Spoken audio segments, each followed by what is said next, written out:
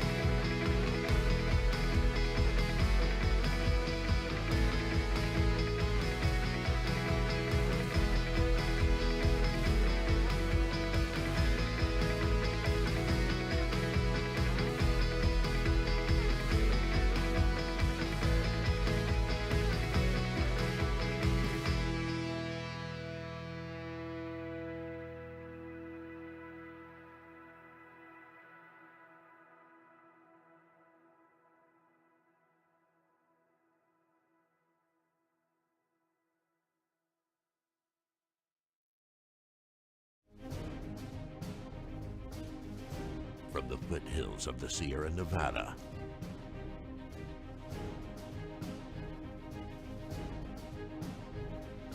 a new hero will emerge.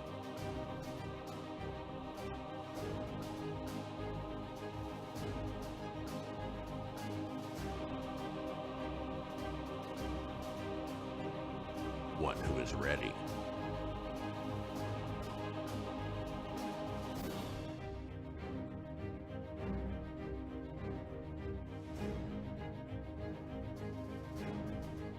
One who makes sure their friends and family are set.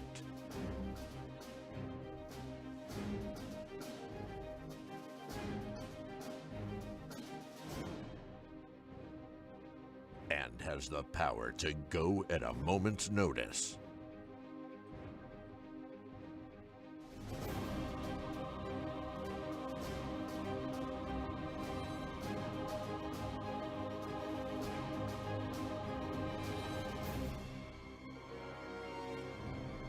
This fire season, you're the hero.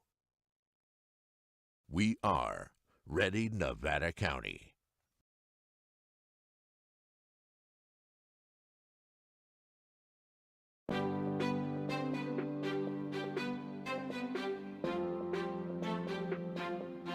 Nevada County has a new tool to make evacuations safer and more efficient in the event of an emergency. This new tool is called Zone Haven, and we need you to know your zone. In order to know your zone, you need to go to community.zonehaven.com, type in your address.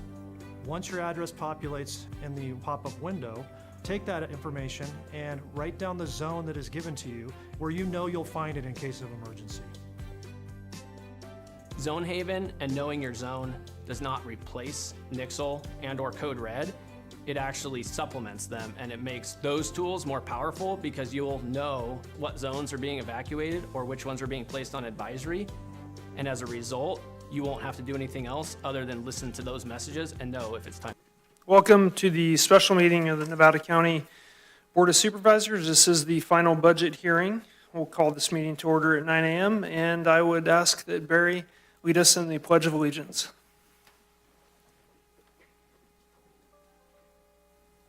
Pledge to the flag of the United States of America and to the republic for which it stands, one nation, under God, indivisible, with liberty and justice for all.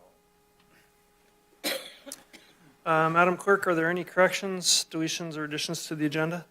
There are no corrections or deletions. Okay, thank you. We're excited today to hold the Nevada County final budget hearing. Today we have 3 timed public hearing notices. Because this is a special meeting for the Nevada County budget, we will not be holding general public comment for items not on the agenda. Public comment will only be taken on the budget, the final budget adoption. Comments will be taken at each hearing for the item being considered at that time. There's 3 of them today. In addition, we're also excited to support the Special Olympics torch run, which will be starting at 10 a.m.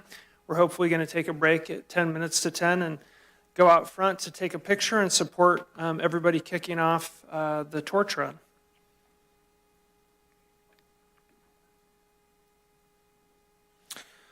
Okay, this is our scheduled item at 9 a.m. This is County Executive Officer Allison Lehman. A public hearing for the purposes of hearing written and oral comments from the public concerning the proposed final budget for fiscal year 2024 and 2025, totaling approximately $387,709,385. With that, I'll turn it over to Allison to open us up. Great. Thank you, Chair Bullock and members of the board. Good morning. I'm pleased to present Nevada County's budget for fiscal year 2024-2025.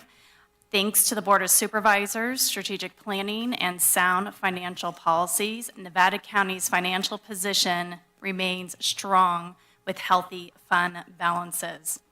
However, we do acknowledge the need for discipline and focus given the uncertainty surrounding projected state and federal shortfalls. The county's budget being presented to you this morning reflects our county's mission and motion. The county is responsive to the challenges and opportunities we currently face as a community with attention to maintaining and delivering core services.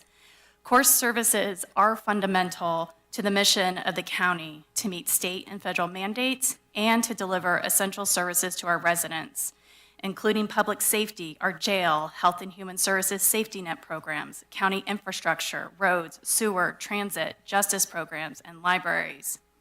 Per the board's direction, our policy objectives for 2024 emphasizes continuity in key areas like emergency preparedness and housing, our ongoing commitment in preventing wildfires, advancing economic development through partnerships, addressing housing and homeless challenges remains steadfast. Broadband accessibility, recreation enhancements, climate resilience, and maintaining financial stability are in the forefront of our efforts. The board's dedication to fiscal oversight has positioned us very well. While planning for this year's budget, we have kept a close eye on revenue estimates and the state budget. We're acting cautiously so that our residents have confidence in our continuity of essential services. Knowing the fiscal challenges we may face ahead, I am proud of the county's success in securing grant funding to accomplish goals, including wildfire mitigation efforts and renovating our aging Veterans Hall to better serve our residents. It is an opportunity for more innovation, collaboration, and resourcefulness. For the last 9 years, our county's annual budget has been recognized for its excellence and distinguished presentation by the Government Finance Officers Association of the United States. This is a very prestigious award and it's very challenging to obtain. The award recognizes excellence of financial reporting and budgeting, requiring applicants to adhere to stringent criteria. This recognition is due to the outstanding work and dedication of our Chief Fiscal Officer, Martin Polt. I'd like to take a moment to recognize Mr. Polt, who will be retiring next month after 11 years in this position and 19 years of dedicated service to our county. I'm deeply appreciative of you, Martin, for all that you have done to really be a fiscal steward to our community. The contributions that you have been made are invaluable to our community, so thank you.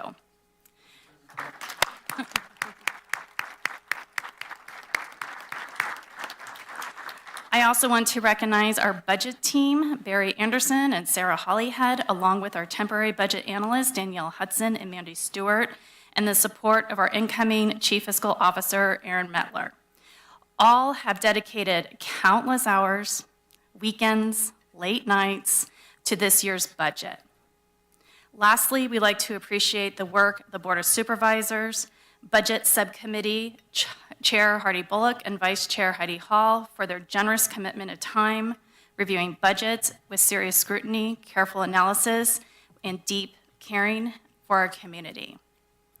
And then, as you could see, our stewards, our financial stewards throughout the county departments that have all contributed to the budget presentation in front of you this morning.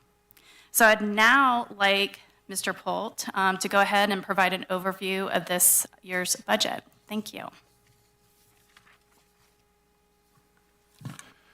Thank you, Chair Bullock, members of the board. It's great to be here. Really appreciate that. Yeah, this is my last. Aaron and I talked about every 10 years, maybe we could swap out roles. So I'll be back when I'm 90 years old or something, maybe. But I love working here, working with you and the team. So thank you for that. Today, we're going to give you a fiscal report going into the 24-25 budget. And I have here Aaron Metler, who's your current Health and Human Service Agency Chief Fiscal and Administrative Officer. And she has been, she's going to take my chair on July 7th. So great to see you here, Aaron, and thanks for co-presenting with me. So we're going to talk, we have a fiscal agenda. We're going to give you an overview of budget development processes and policies going into the 24-25 budget. We'll talk about budget principles and core services. That's going to be a theme throughout this presentation. And then we'll touch on some 24-25 highlights. And we'll touch on fund balances going into 24-25. And then Aaron's going to pick it up with looking at some revenues and expenses for the budget, and also touching on some other challenges, and then I'll wrap up with some of our other challenge discussion. So looking at our overview, some process, policies, and highlights. This is our budget development process. We switched it around a little from our circular diagram, but this is absolutely a continuous cycle that's very dynamic.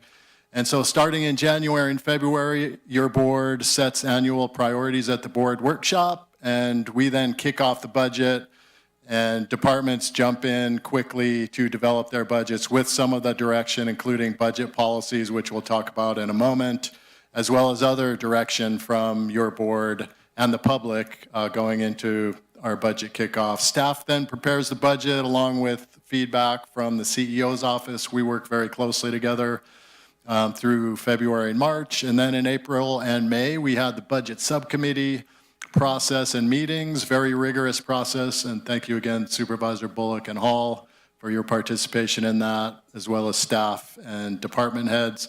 And then here we are today in June, and we have our public hearing, and we hope to adopt the budget next week on June 25th. And throughout that process, it does not stop there.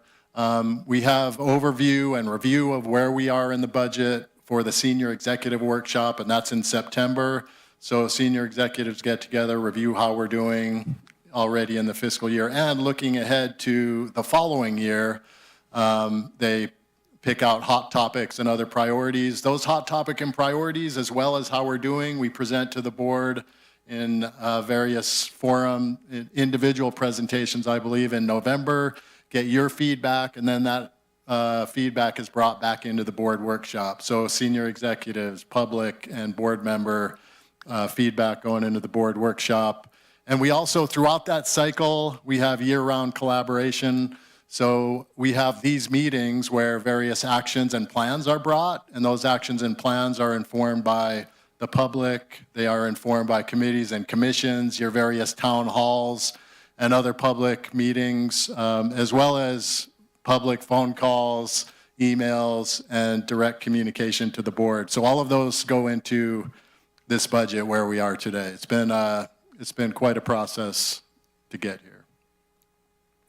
So looking at the budget format, we have over a number of years been very consistent and transparent in our budgets. We've also improved our budget process and created efficiencies in not only what I described in the budget subcommittee and other aspects of the budget process, but also the budget document itself. It's produced much more efficiently today, and departments take a great role in that.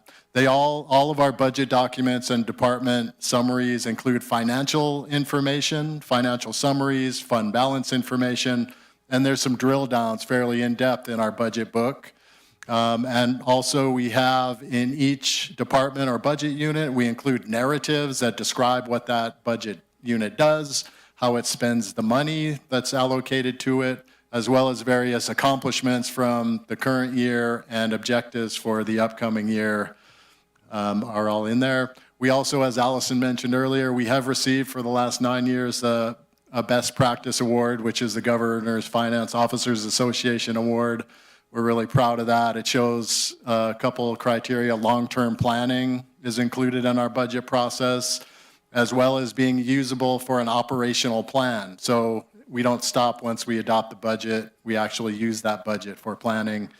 And yeah, really proud of that. Appreciate everyone's assistance. So underlying also the budget process this year, as well as for a number of years, are financial management policies. These are also create sound fiscal platform for us to launch our budget. So the first of those budget policies, I'll talk about those in a little more detail in a moment. Those were adopted by the board in February after the board workshop. We also have a fund balance policy. The fund balance policy describes levels of prudent fund balances, as well as directing fund balance, particularly in the general fund, for board priorities and other desired priorities for the board, such as for emergencies and unplanned economic uncertainties. I do want to mention fund balance. It's always a question of what does that mean? What is a fund balance? And I just want to point out, as described in the fund balance policy, but also it's really the available funds in a given department's bank account. You know, a fund is a bank account. Those available funds are the fund balance, I'm calling it. There are fund balances that are unrestricted, and there are fund balances that are restricted. Mostly the general fund, you're going to see in our slides going forward, what we're showing you is the unrestricted funds, and that means that the board has authority to direct where those funds go. The restricted funds, many departments do have restricted funds. Most of our county's funds are restricted either by law or a grant, for example, can only be used for a specific purpose. So most of our funds are to be used only for specific purposes and don't necessarily have that same flexibility as our discretionary board funds. We also have a debt management policy. We have a debt advisory committee of a few key departments and persons in the county. We really have a best practice debt process where if we're issuing new debt, we have various guidelines to that issuing that debt, meeting best practices. And then we have a pension management policy. You'll hear more about our pensions. But again, what actions can the board take and the county take to improve the status of our pensions and make sure that we're planning as best we can for the future. Our budget policies really have three pillars to them. One is being fiscally prudent, and these budget policies are published on the budget portal as well as in our budget book, and again, they were adopted by the board in February. Fiscal discipline is a key part of that first pillar, as we're developing our budgets, the CEO's office, departments, the Board of Supervisors, basically everyone involved in that budget is making sure that revenues have been carefully assessed and that we can meet those revenue goals. We also are requiring balanced budgets. That is essentially revenue equals expenses. And that is with some one-time use of fund balances in our budget policies. We do allow for one-time use or for planned purposes.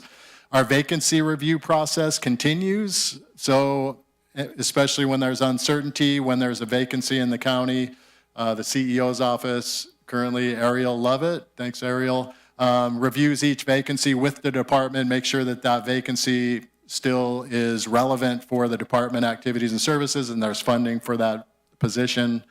The second pillar, transparency. We do have our budget portal where this budget, proposed budget, as well as a number of policies are posted. And our budget document itself, part of that Governor's Finance Office Association award, is for being consistent and being a communicative document. Our core services are the third pillar in our budget policies, meeting the essential needs of the community, providing staffing guidance, making sure that we can meet our mandated and state requirements for position. To meet those services, we might need positions. We also look for revenue to support those positions. And there's been a lot of reorganization and streamlining over the years to make sure we're efficiently delivering those services, and departments are housed in the agencies, for example, that they have the best integration and collaboration in. And we invest in technology. That's been critical. Through COVID, we saw the remote workplace, and just continuing on, you'll see comments about our ERP, which is our enterprise resource planning system that we're replacing. That's another big effort to make sure there's efficiencies and people can do their work in the best possible way. So a few principles that you'll see throughout this budget presentation and our budget document: bringing in more state and federal dollars to provide housing and resources for the most vulnerable people. You'll see a lot of grant activity reflected in our document and presentation. Responsibly investing in critical infrastructure for the public safety and to manage and reduce waste. Investing resources for one-time projects while maintaining healthy reserves and fiscal prudence. Supporting core services and board priorities through alignment of department resources.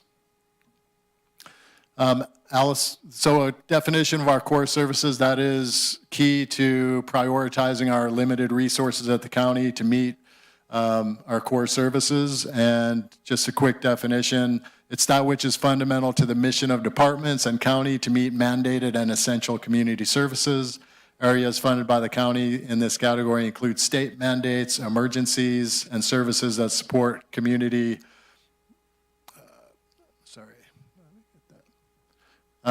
community health and safety, such as county infrastructure, roads, jail, justice, and basic public health and mental health services and social services. Thank you, Sarah. So looking at now, turning to the budget highlights, you can see here our first look at the revenue in the 24-25 versus 23-24 budget. And the next coming slides are really comparing that 24-25 change from 23-24 budget. So you can see our total revenue for this year going into 24-25, $363.8 million revenue. That's an increase of 4.1% or $14.3 million. And that's about half of what we saw last year. So we are seeing slower growth for sure this year. And some of the changes there, these kind of focus on some general fund revenues. So our property taxes, and I want to point out these, what you're seeing here is somewhat of a catch-up, meaning some of the changes here depend on what our actual revenue was over the last couple of years and what our budget was. I'm just pointing that out because like our property tax show 5.5%. You'll see later in 24-25, our growth is 5%. So we're catching up over a couple years of forecasting. And that's the same with transfer taxes. Transfer taxes has been on a decline over a couple years, and we're kind of catching up to that in the 24-25 budget. So minus 615,000 or minus 36% we're seeing there.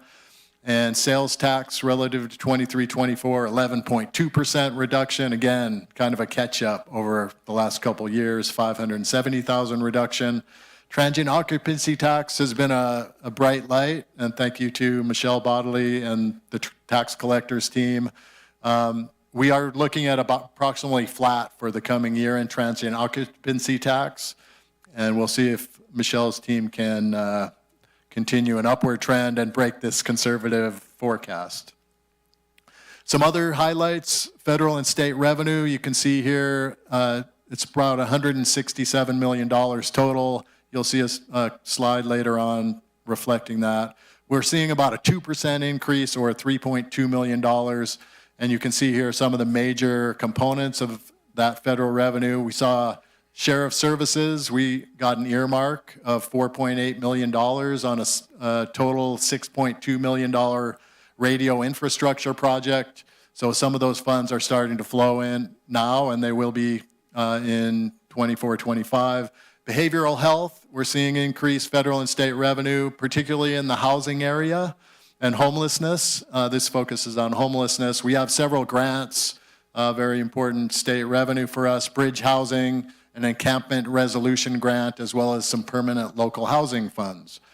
In capital improvements, which our bridge projects particularly are very heavily funded by federal funds, and so we're seeing an increase there. We have 3 major bridge projects, a couple Hirschdale bridge projects, I think a dog bar bridge, and there's some others like the Combi Trail project and other roads projects that are continuing. A lot of activity from Patrick and his team. We're also seeing some reductions in state and federal revenue. So transit has been on somewhat of a tear in terms of receiving federal revenue for electronic vehicles, buses, paratransit vehicles, as well as charging stations and other electronic vehicle related infrastructure. So we're seeing a little bit less next year. That may change over the year as grants become available. And same thing in roads and engineering, slight reduction in federal funding due to we have had over the last couple of years some striping and high friction surface treatment projects. There won't be a project like that, at least planned currently in 24-25. So a little slight reduction in federal and state revenue. Some other highlights in health and human service agents and health and human service and public safety. We are seeing an increase in realignment funds. Those are state funds that come in from our realignment for a specific purpose to fund operational budgets. So there is additional funding being used by those operational budgets, as you'll see in a couple slides later. And so that's mostly into behavioral health and social services. We're seeing an increase in interest earned on county funds. That's about a $1.4 million or 12% increase. Interest rates are remaining fairly high, and again, the treasurer is doing a great job of capturing some of the benefits of those higher interest rates. And then we are seeing some continued reduced sales tax estimates. That's in the general fund and library. So turning to expenses now, 24-25 versus 23-24. $38.7 million of expenses, and that's an increase of about 4.8% or $17.9 million from the 23-24 budget. Salaries and benefits, you can see 8.5% increase overall. This is a total county, that's $11.8 million. Our services and supplies, which includes contracts, other operational and maintenance, as well as insurance, is increasing by $3.8 million, 3.3%. Capital assets, we saw the revenue declining a little bit in transit as well as roads. And probably the biggest item contributing to this negative 15.7% in capital assets is that the McCourtney Road Transfer Station project is, most of the funds have been expended this year in 23-24. So there's fewer expenses next year. So that is pulling down our capital assets. So total of negative 5.5 million. And then transfers to occupants, to operating funds. We saw the revenue of realignment being increased, and that basically is on the expense side. You can see a mirror here where those are expenses from the realignment funds. So those are transfers into occupancy operating funds, an increase of about $5.5 million. Other expense highlights, you can see here, Health and Human Service Agency, HHSA admin. One component of that is that, these are basically, there's some previous revenue that had occurred in intergovernmental transfers and some opioid revenue that are being expended in that budget. Behavioral health is increasing by $9 million, and that's largely due to preparing for the CalAIM process and additional expenditures on Medi-Cal-related services. That's similar with Department of Social Services. The eligibility department in particular has increased their staffing as well as expenditures to meet the needs of the community, partly because of the CalAIM increased eligibility. The general fund, we see a minus $2.8 million, and that's partly due to an increased reimbursement from ARPA by about $2 million. I'll touch on that in a few minutes, as well as to account for reduced some salary savings and reduced expenses there. And some other highlights, the Sheriff's Services, we talked about the revenue coming in from the feds for that radio infrastructure project. So this is kind of the flip side. On the expense side, we're spending some additional funds for radio infrastructure. And in capital roads improvement, again, the flip side of the increased federal revenue is the expenditures for those various bridges and road projects. Solid Waste, Western, wrapping up that McCourtney Road transfer station. We're seeing the reduction of $8 million, and similarly reflecting the reduced federal revenue on transit, we're seeing a reduction there. And this picture here is the board priorities. Allison touched on those in her presentation. We have the 8 board priorities. This is selected board priorities that you can see here. And you can see over the last 5 years that pretty significant movement has been made on these. I will point out in 17-18, when the board really started to focus on board priorities to a much greater degree, we had $1.7 million in total spending on board priorities. In 24-25, that spending is $21 million. So really have increase the effort and the focus of county resources. 23-24, that total there, that estimate is 17.3, so about a $3 million increase. And I'll first start with cannabis, and I'll run through this as quickly as I can, but just some major powerful community activities going on in these areas. Cannabis today includes 4 FTEs, and a base budget of about $2.7 million. And you can see here the increase in 23-24 and 24-25. Really some major grant activity there. Got to give them kudos. The Department of Cannabis Control Grant and the GoBiz Equity Grant really have been successful. And looking at economic development, that's the blue bar. You can see here, in the first couple years there that we see 2020 and 21-22, a lot of that activity was the Nevada, that was really during the COVID times. We had the Nevada County Relief Fund contribution, as well as the resiliency grants was a little over $2.2 million. And in 22-23, we first added 1 FTE to that budget. So Kimberly Parker, thank you for all you're doing there. And she supports both businesses and county departments a lot in economic development. In 24-25, we include some action plan. We had the economic action plan that was presented this year and approved by the board, and that implementation has some dollars allocated to it next year, as well as the Western County Community Foundation has funding next year, and some engineering and support for the North San Juan Fire Flow Project. Looking at emergency management, that's the green bar. That's really been an activity that is driven largely by the grants and, for example, fuel break and other activities of that department. We had in 23-24, the South County fuel break was completed.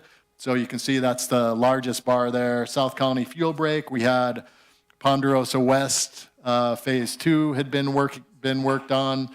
We had the Ponderosa West Grass Valley Defense Zone Maintenance, the Woodpecker Ravine, and also grants for vegetation clearing and Yuba Rim fuels reduction, as well as winter storm hazardous and vegetation waste cleanup. So a lot of action in that department going in 23-24.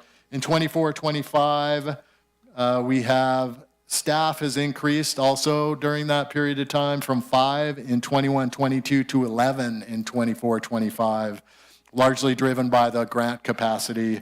So that's another reason you're seeing significant increases over time. And that may change also in 24-25 as projects materialize and grants come to fruition.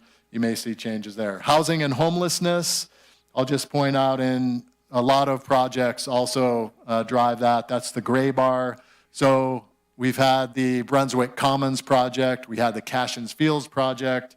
We had the conversion of the hotel in Grass Valley.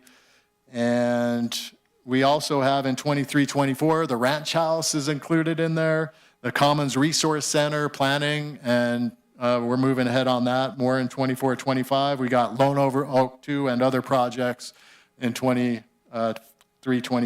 And 24-25 includes extreme weather shelter plus some other projects that are continuing from 23-24 like Lone Oak 2 and the Commons Resource Center. A lot going on there. Homelessness is also included this year in that gray bar. We're going to take that out next year as a separate component, but that's about a little over $3.4 million. That budget unit actually moved from HHSA admin into the behavioral health department, so we're going to be able to track more distinctly those activities going forward. Recreation in 22-23, you can see here the black bar includes 1 FTE. So that was the first time, as well as economic development, we added an FTE there. There was outdoor visitor safety funding and other projects. And in 23-24, we had the Recreation Resiliency Master Plan this year, as well as support for various health and safety at recreation areas, including support for the Yuba cohort. And 24-25 includes money for the Donner Summit project. The Recreation Resiliency Master Plan has funds from the General Fund and ARPA to continue the Recreation Master Plan actions. And there's a Climate Resiliency Grant in there, the Regional Resilience Grant Program for about $625,000. So a lot of activity in your board priorities. Looking at the total county budget, you can see here the bars include the non-federal and state money, that's the dark green, and then the lighter green is the federal and state dollars. So you can see this federal and state's been a growing component of the budget. You can also see that we have included inflation-adjusted dollars here, as well as the adopted budget. So the adopted budget's the black numbers at the top of the bars, and then inflation-adjusted is green, and they kind of converge in 23 and 24. And you can see here the total increase in 24-25 budget going from $370 million to $388 million essentially is 4.8%. And the annual increase without inflation adjustment is about 6.9% over that 10-year period. Adjusting for inflation, inflation was approximately 3% per year on average. So we had 3.9% inflation adjusted. And then the state and federal, that annual increase was about 8.2% over 10 years, which would be about 5.2% inflation adjusted. Just an example of how state and federal mandates and revenues and activities impact the county. So a little bit about fund balance going into 24-25. First, starting out with the general fund, the current year. We started this year with 22-23 ending fund balance, or 23-24 beginning fund balance, $41.7 million. And when we adopted the budget last year, we had a balanced budget, so zero use of fund balance. And we also this year, looking at kind of activities that have already happened and what we may be looking at the end of this year, there's a lot of activity that has happened. We've had generator installations have been approved by the board. That's about $1 million for 3 different buildings. We've had the Western County Community Foundation out of general fund has been awarded. The Rock Slide Emergency Support, a little over $450,000 out of the general fund, emergency funding. We've had Fire District. We had $1 million that the board, that you dedicated to the Rough and Ready Fire Station continuity and sustainability over a 2-year period. We don't think that's going to be, they're doing really well, the fire districts, in managing that. We're not sure what that final use of funds is going to be this year. And we had some positives in the Ops Center, LeBar Meadow Roads property. We bought that property for $2.6 million 2 years ago, and we were able to use $1.6 million to move back into the general fund because we had some remaining funds for the Ops Center bond proceeds. So that's a positive. We saw $1.6 million added to the general fund this current year, and we also have salary and vacancy savings this year. So all in all, those machinations, we're not sure how we're going to come out, but we're right now positioning a 0 change, but we won't know until probably the end of August when all is said and done with the various revenues and expenses in the general fund. So bottom line, 23-24 estimate right now is $41.7 million. In the 24-25 year, starting with that $41.7 million, 23-24 ending balance or 24-25 beginning balance, we are looking at a $1.9 million use of funds, so planned one-time projects, and that includes funding for enterprise resource planning. Our staffing costs are over $800,000 this current year. This is a 3-year project. Those are limited term positions. So that is going to impact our general fund this year. We also have economic development projects. So for example, to assist in the implementation of that economic development action plan, there's some funds dedicated for that the board has authorized previously.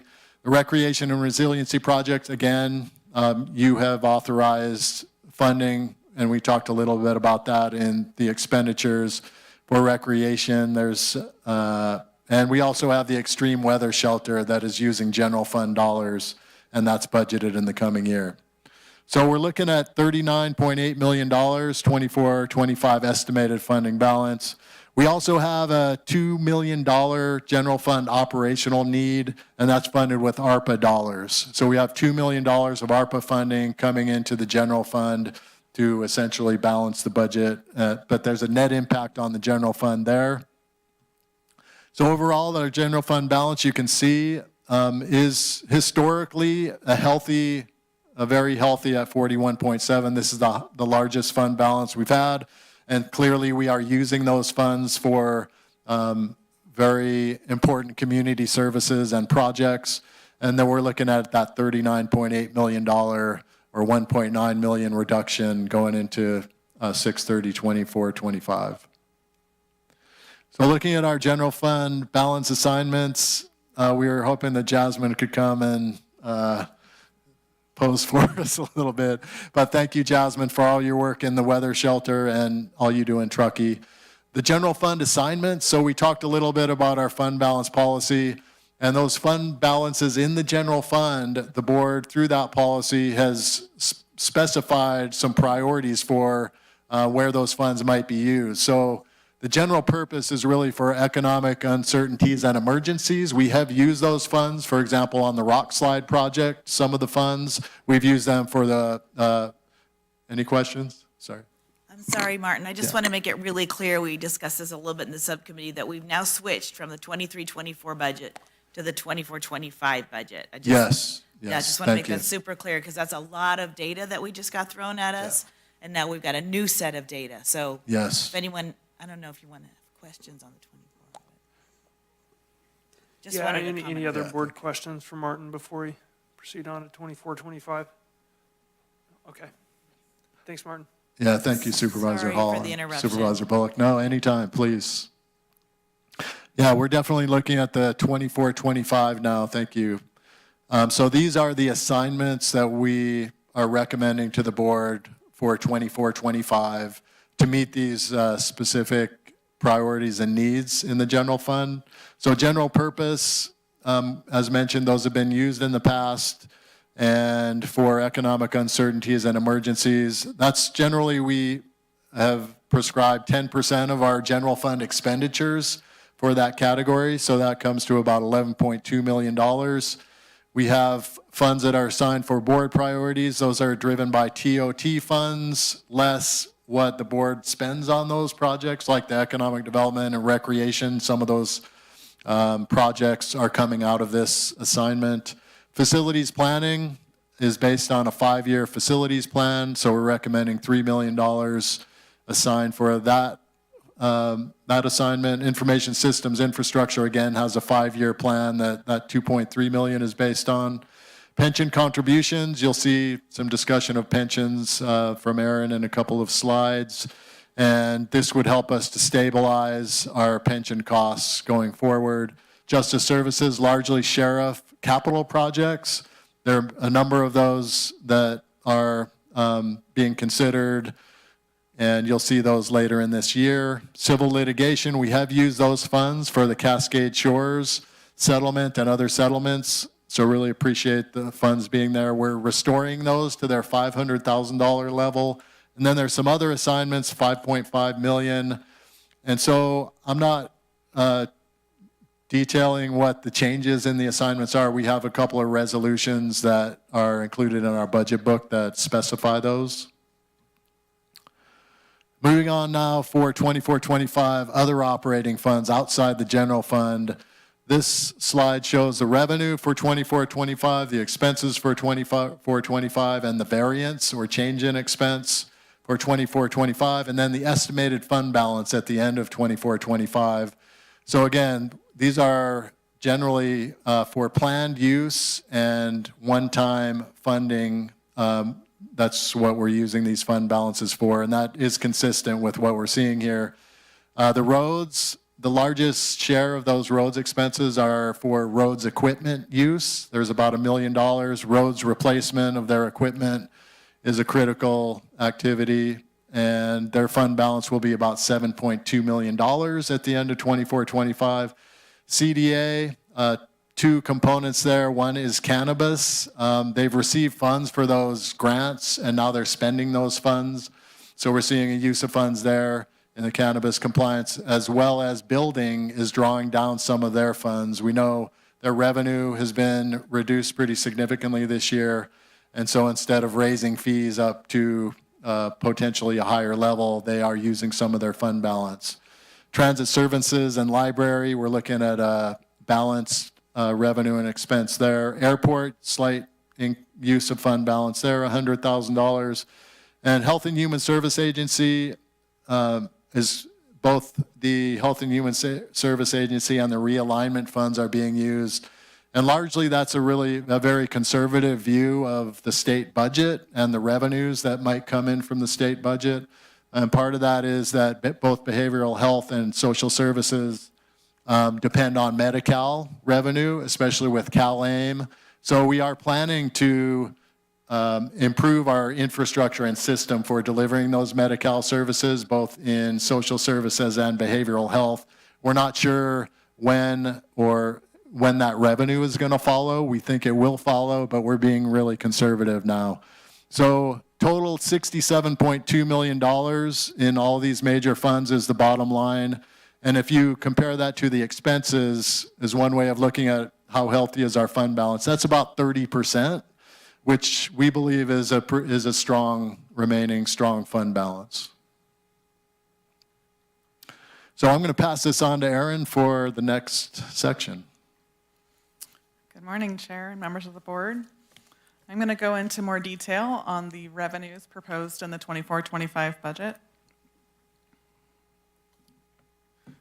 Need to advance the slides. There we go. There we go. Nope, I buttoned backwards. All right. So here's a lovely pie chart which breaks out the total revenues for the county budget. Again, that's $363 million, and that's a 4.1% increase over 23-24. You'll note that the largest piece of the pie is federal state intergovernmental revenue at 45.8% of the total, or $166.8 million. That's an increase of 2% over the current year. And then taxes are our second category there, 21.5% of the total revenue at $78.4 million.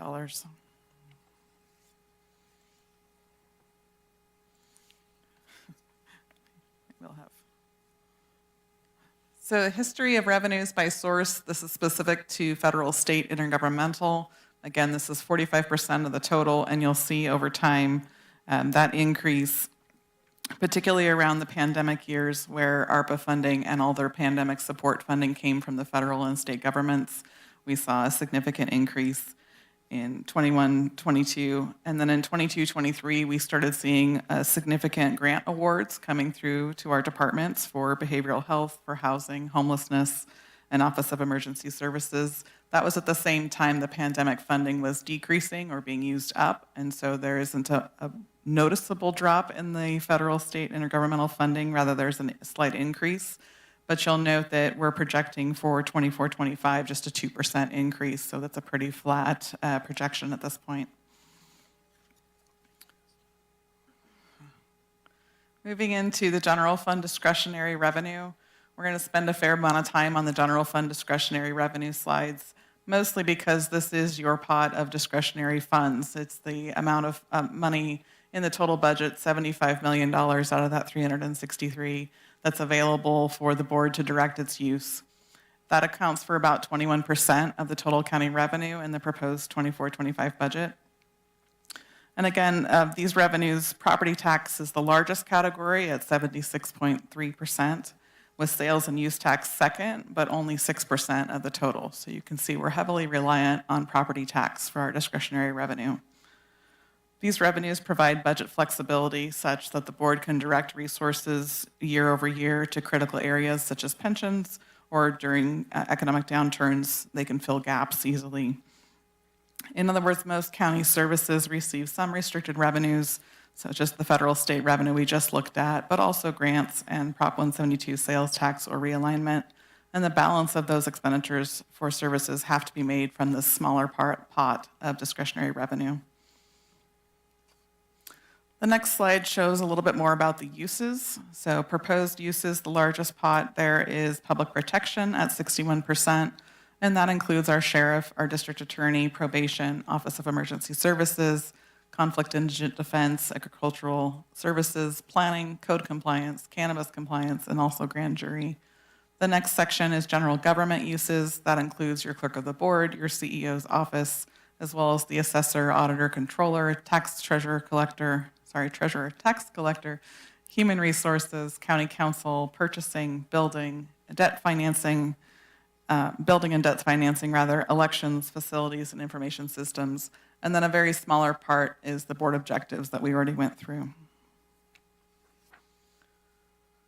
This slide here shows our property tax trend. So again, since property tax is 76% of that discretionary revenue pot, we do tend to spend a fair amount of time studying the trends of this particular revenue source.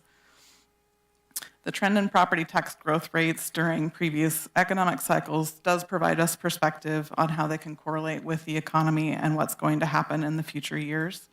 This is a 33-year trend. It's a lot of data, but it is very useful and impactful in our ability to project out how property taxes are going to come in year over year. Over that 33-year trend, we're seeing an average of 5.3%. We had a high of 12% pre-recession and a low of a negative 7.5% in the Great Recession. It all balances out to just around 5%, which is that top line there. So in the 14 years since that bottom 7.5% negative, you can see that the growth rate has improved fairly dramatically in those first 4 years, and then it has kind of leveled out to around that average of 5.3%. Obviously, there is some uncertainty in these predictions, and we use this transfer tax as a kind of a companion data point. The transfer taxes are the point-in-time sale fee that we collect upon real estate transactions. And so these are more real-time. whereas property tax revenues tend to lag 1 to 2 years from the actual time in which it took place. The transfer taxes are more real time. So we use the transfer taxes as a bit of a bellwether to tell us how our property tax is actually going to come in. You'll see here there was a low in the transfer taxes there in 809. And then we saw the jump there in COVID years for 2021 of 2.32 million. And then a perpetuous drop as well as a flattening out. So we're expecting to see the similar trend with property taxes as the years go on. And it's helping us to predict and also confirm that that average is a pretty accurate reflection of what we can expect with this revenue source. Moving on to expenditures. So this pie chart breaks down the expenditures by class. And the biggest pot of the pie there is salaries and benefits. We have a total proposed expenditure budget of $387.7 million, which, as noted previously, is a 4.8% increase over the current year, or $18 million higher. Salaries and benefits comprise 39% of that at $151.6 million. And then services and supplies are the second largest at $118.9 million. And then finally, capital assets is our third biggest section there at $29.7 million. Aaron, Sure. just one quick note. We're going to have about 5 more minutes, and then we're going to take a quick break. Okay. Let me run through this staffing slide real quick then. So you've seen this slide before. We are looking at a historical picture of county staffing. And the elements of the graph consist of the top yellow. The top red line is the number of FTEs that are budgeted. The tall green bars are the total budget in dollars. And then at the very bottom, the darker green is the amount of contract expenses in millions for that fiscal year. And so you can see the drop in staffing corresponded with the Great Recession. We lost 27% of our staffing based on our budget ability to fund those positions. And then we stayed fairly flat in the number of positions that we had until the last 3 years, where we're making some targeted increases to support county services. Note that the contract expenses in millions aren't specific to personnel staffing or direct services. Those are all of our contracts, and so they could include purchases of goods as well. The proposed staffing increases for 24-25 are 35.25 positions. That's a 4% increase from the prior year. And of those 35 positions, 16.25 are general funded.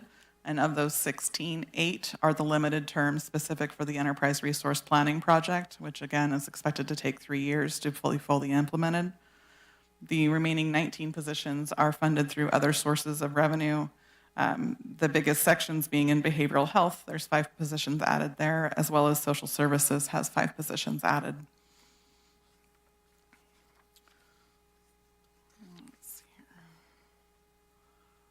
Running through salaries and benefits a little bit further, there's a total of $151.6 million in the budget.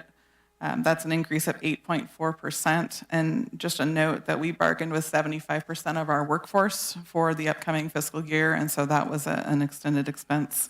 The cost of salaries and benefits play into that as well. However, the annual average increase is only 6.6% for the past 5 years.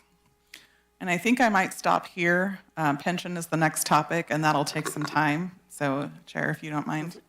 Yeah, perfect. Thank you, Aaron. We're going to take a quick break, not a recess. We'll come back here to finish the initial budget presentation. We'll meet on the steps to support the Special Olympics torch run. Anybody who wants to be involved in the picture, please join us out in the front here.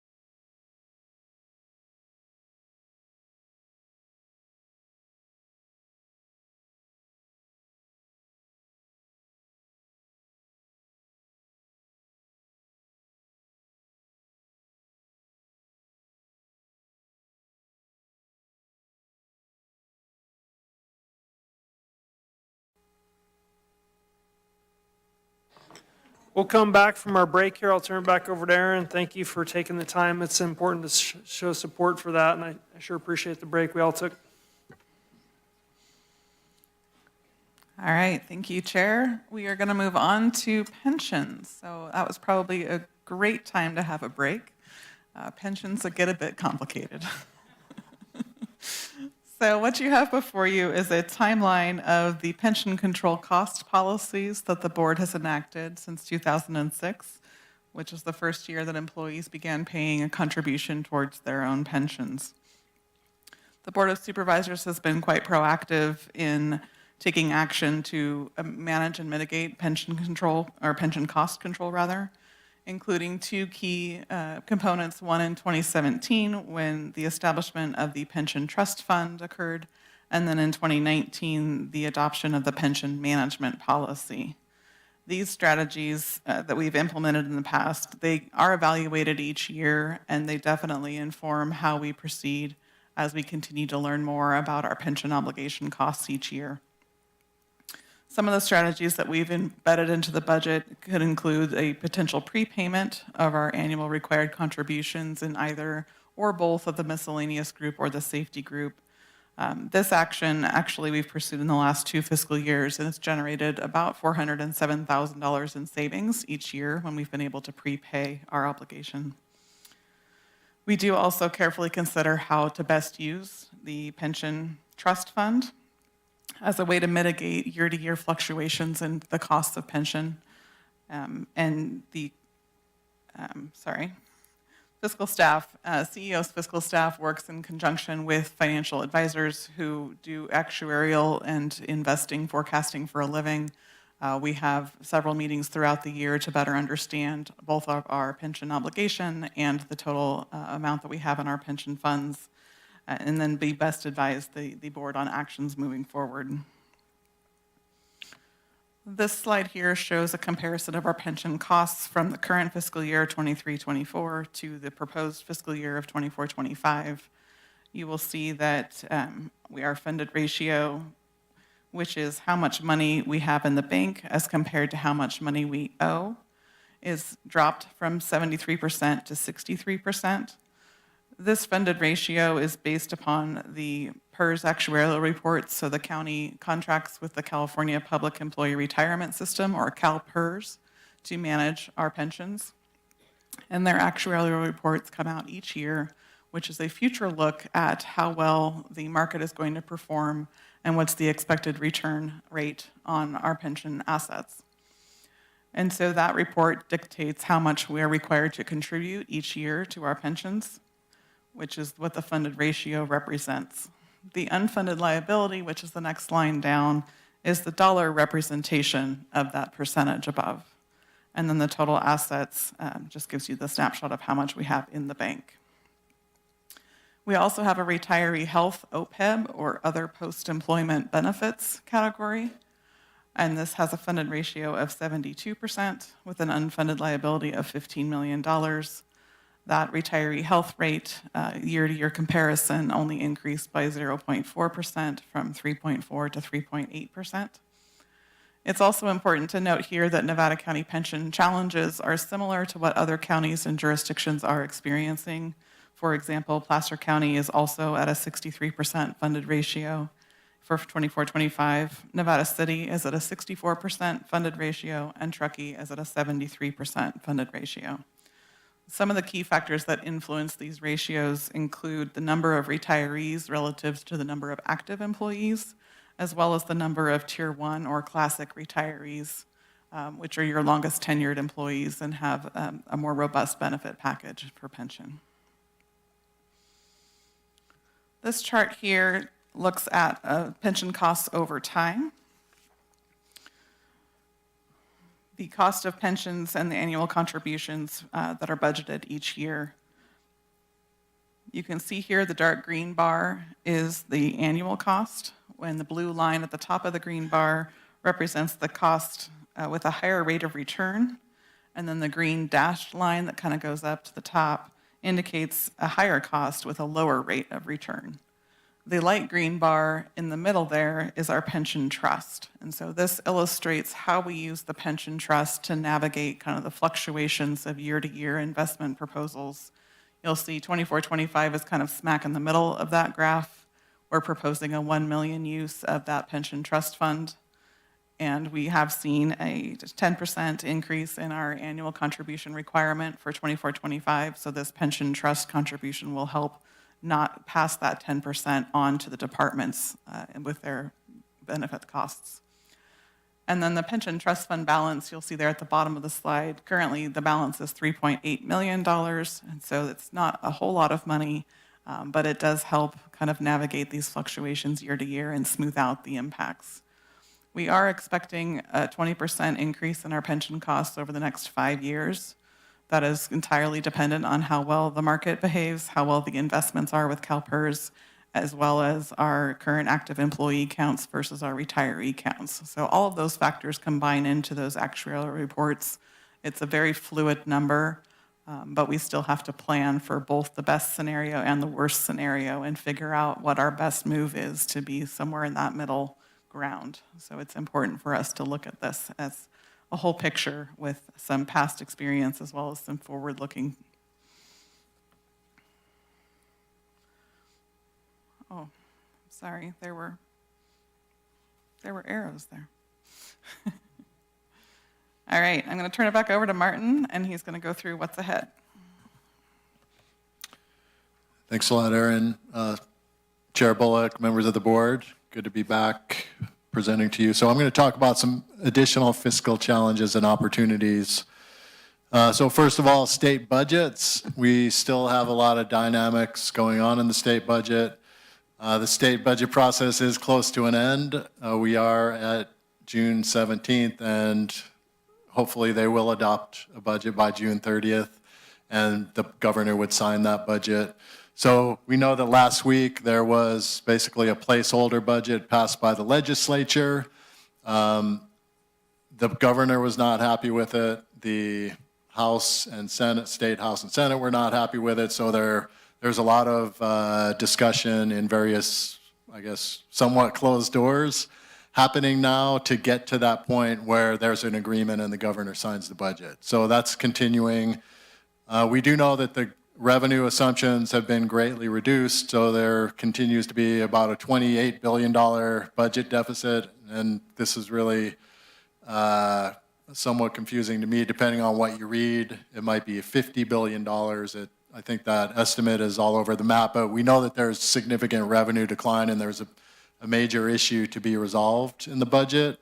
Some of the governor's proposals have been spending delays, trigger cuts, funding shifts, and some of his recommendations have been primarily focused on one-time activities and programs and reducing those, as well as reducing funds for temporary augmentations in previous budgets.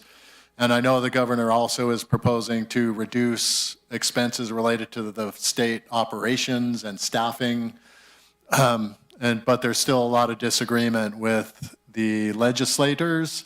And I do want to give great credit to supervisors as well as our staff in the clerk of the boards. Caleb Dardick also has been heavily involved in representing us in the legislature with our advocates and other means through CSAC, RCRC, to advocate for things on behalf of the county. So really appreciate, don't know how all those will play out. But we do know also there's no recession scenario in this budget. So again, that's recession is uncertain. I'll talk about that in a second. As far as the federal budget goes, the budget was passed in March 2024. That was about 6 months into that fiscal year.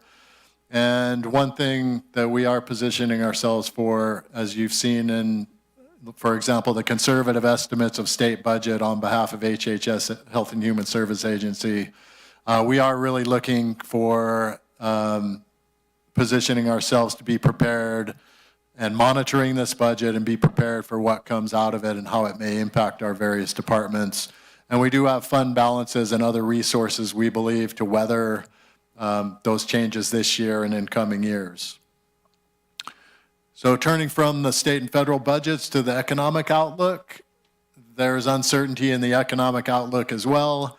Recession forecasts, when there's surveys of economists, it could be anywhere between 40 and, depending on when that survey occurs, 40 to 60% of economists think there may be a recession within the coming year or two. So still wide-ranging expectations. We have some headwinds against the economy, and that includes our continued inflation, the Federal Reserve actions to keep interest rates higher, partly due to that inflation. We've got global conflicts and definitely mixed signals in the job market. We've had continued monthly gains in employment, that our number of people employed, but our unemployment rate continues to increase. So mixed signals there. Strengths include those strong hiring numbers. For example, last month, in the month of May, we also are seeing continued economic growth, and we have a resilient stock market. We've seen a couple of our stock indexes have reached new highs over the last week. So mixed signals. The county has resources to weather a slowdown and a recession. As mentioned, we'll monitor and take action, and we'll keep prudent and fiscally sound is our intent, following your various policies. We'll continue to bring in and leverage state funds and federal dollars, really give props to those who are advocating and working with our state legislature on our behalf. And we'll continue to invest in the future. We've seen throughout the slideshows many investments in capital investments to keep our services strong, support our core services, and put us in good position in the future. With that, I want to thank, really, there's so many people involved in these budgets. It's been quite an experience and quite a road to get here. So props to the budget subcommittee. Allison is also given kudos. The Auditor Controller's Office is integral, not only to developing our budget. Gina and her team were involved in budget subcommittee and participating.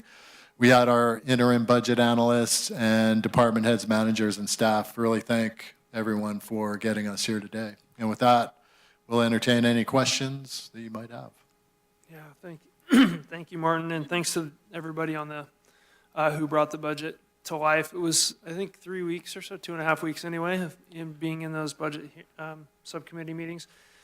Really comprehensive. You brought everything forward to us, and I really like this year's format. Was really conversational, so we got a lot of time to talk with department heads and people making decisions about the forward-looking 24-25 use of their budget, and really got to have meaningful conversations. And then we turned, obviously, to the hard numbers in the spreadsheet. But thank you to your entire team, Martin, and job well done leaving us with your financial stead over the last 11 years.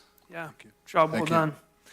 I'll just turn it over to the board and see if we have any questions. Just a point of process, we do have, this is a primary budget presentation. So in item 3, you'll see budgets with master fee schedules for item 3, which will not be on the consent. So the motion to adopt and the questions we're answering right now are really on the general budget, not including items that include master fee schedule changes, which are in item 3. Those will be pulled from consent and discussed separately. So any questions for Martin and the team on the primary budget? I have 2 real quick questions. Yeah. One, not really a question, but could you explain to the public what the Enterprise Resource Planning Project is? Because it sounds super complicated, which I'm sure it is, but it's a huge expenditure that the county is going through, so I just want people to have an understanding of what we're doing. Sure. Thank you, Supervisor Swarthout. Happy to answer that question. In a nutshell, it is a replacement of our financial system, our software system. And so that includes everything with a $ attached electronically. So we're looking at, we're in the RFP process right now to select a software system. There's a number of them available for county governments. And so I can't really talk really specifically about what we're doing, but that to take our system, which is over 20 years old, at end of life, as no longer supported by the vendor, and bring in a brand new system, you might imagine there's going to be a whole host of brand new business processes that the back end county staff are going to have to learn how to maneuver and manage. We expect this project, although it is a significant investment, It's going to deliver additional efficiencies in our workload. It's going to allow for us to have a very transparent way of doing business, both with internal transactions as well as to the public. And so it will bring us into the current century in terms of technology and being a paperless county for the most part.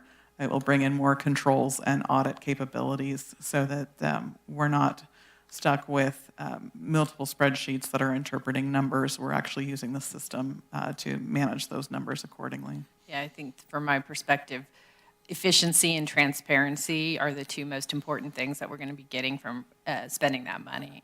And also make the assumption that as the technology changes, what we're purchasing will have the opportunity to change with it. Is that Yeah, correct? so modern ERP systems come with regular updates, some as often as every 6 months, versus the current system that we're on. We have to save up and purchase an upgrade to it. So it is antiquated technology that we're working with now. We're going to move on to what's considered a software as a service platform, where there are continuous upgrades and updates that everybody on that same platform gets. So we will no longer be behind any other customer of this system. Great, thank you. And just one other question, and if you don't have all the details on this, I'm happy to get them later. But just for an understanding of the 8.5% increase in payroll, how much of that is a function of bargaining units, and how much of it is a function of people who aren't part of bargaining units getting a salary adjustment?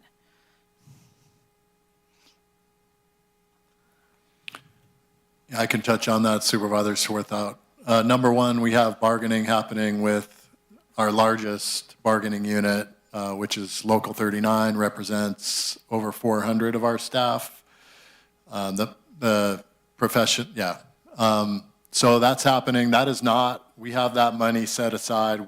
We still haven't come to the board to ratify those MOUs. So we have that money set aside. It's not included in that 8.8%. However, all other, yes, and there's a couple other bargaining units that you'll see next week. On the 25th, you're going to see a few memorandums of understanding before you. But the rest of the bargaining units are included in that 8.8%, as well as any, we have, as Aaron mentioned, we have some increased staff. We also have merit increases and other various just ongoing increases in costs, but yes. Okay. So merit increases are a component of being bargained for. Is that correct? No, sorry, Supervisor Swarthout. Okay. Yeah, merit increases are on an ongoing basis. If a staff is within the county, they can move up a step as they get their various performance reviews.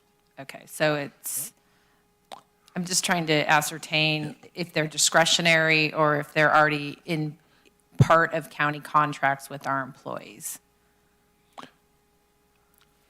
I can answer. So I'm happy to jump in. So we do have existing labor contracts in place with several units that will get the COLA and equity adjustments with fiscal year, which reflects that percentage. The merit increase get capped out at 5 total steps, as that's an annual merit increase for an employee in a certain classification. So a percentage of those will be merit increases that are a function of the job advancement, basically. Correct, and that's Okay. capped at 5 steps, which is pretty traditional with local government. Okay, all right, thank you. Thank you. If you need any more information also, Supervisor, we can provide that to you afterwards. Any additional questions? Go ahead, Ed. I just follow up on the first question of Lisa's. The financial system, it's not just happening this year. This has been going on for a number of years. Could you kind of clarify that, how it impacts the general fund and how it's been anticipated? Sure. Thank you, Supervisor Schofield. So I think 2 years ago, we started a process where a group of us got together and talked through the needs of the system and where the shortcomings were. That was prompted by our current vendor declining to continue to provide support to our current system. And so there was a work group that consisted of the Auditor Controller's Office, the Information General Services Division, and fiscal staff throughout the county.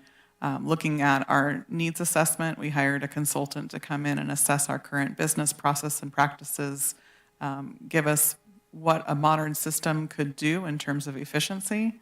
An example would be to approve a contract. Previously, there's several emails that get sent back and forth as signatures get grasped, documents are finalized, and then there's an approval process, and each one of those steps in a modern system could be streamlined into a single point of contact, a single document, rather than various versions on everybody's desktops as we go through the machinations of review and approval. So there's efficiencies in process that are to be achieved with the new system. That needs assessment identified what those could be, and that was a starting point for us to be able to say, okay, if in this new software realm we're able to establish some process efficiencies, we can address some audit findings that we've received in recent reports, and then also look at the ability of the county to be more streamlined in how we approach paying bills, how we approach letting contracts, how we approach those basic core financial services, including payroll and employee budgeting. And so from that point, from the needs assessment, we went out and surveyed our local counterpart counties that we knew were also in the similar process. There's a lot of us out there right now that are either have recently implemented, are currently evaluating, are right where we are, or in the middle of implementation. And so we have a wealth of knowledge in our counterpart counties to draw from. How did you do this? How did you make it work? Overwhelmingly, what we found from those conversations was the need to support the process that does take 18 to 24 months to implement, from the time in which you start the contract to the time in which you go live with the new system. That 18 to 24 months is fairly intensive for your existing staff and requires some backfill support so that the regular county business on the old system continues to be done while you prepare for the new system. So it will be challenging a little more detail than I expected there, Aaron. But my point was that within that general fund, there's a number of these projects that are already being anticipated, and a lot of those monies are really kind of restricted for those particular projects, and this is one of them. So thank you for an excellent description of it. I know a little bit too much about that project. My apologies. Supervisor Hook, anything? No questions? Supervisor Hall? Yeah, thank you so much for this. I enjoy these so much, Martin. I understand more every year still.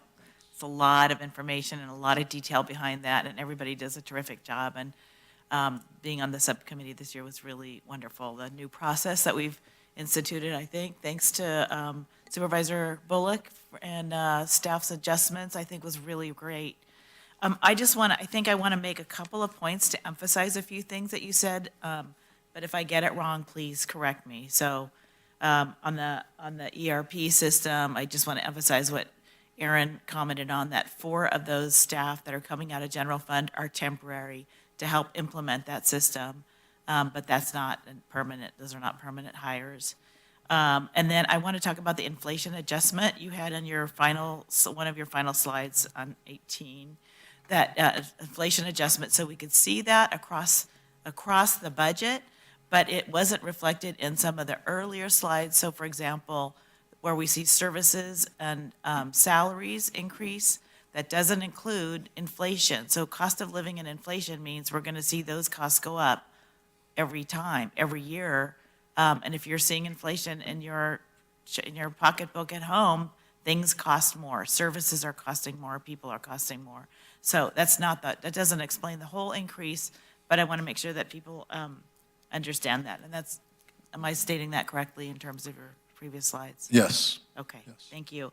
And then I just, a couple things that are hard for me because of the language we use. So board priority spending, when we say we're spending this amount of money on board priorities, there's a huge amount of overlap with county priorities and required work. So when we're making housing and homelessness a priority, there are huge amounts of grant funds and general fund going into that because that's a core priority for, that's work that a county has to do anyway. So I feel like it doesn't reflect completely, we're not just deciding all this money is going to things we up here have decided. It overlaps with a lot of the work that the county is doing anyway. We might just be bumping that up in terms of additional spending. And same with economic development. The economic development, I'm so pleased. We have our own economic development person and new programs going on there.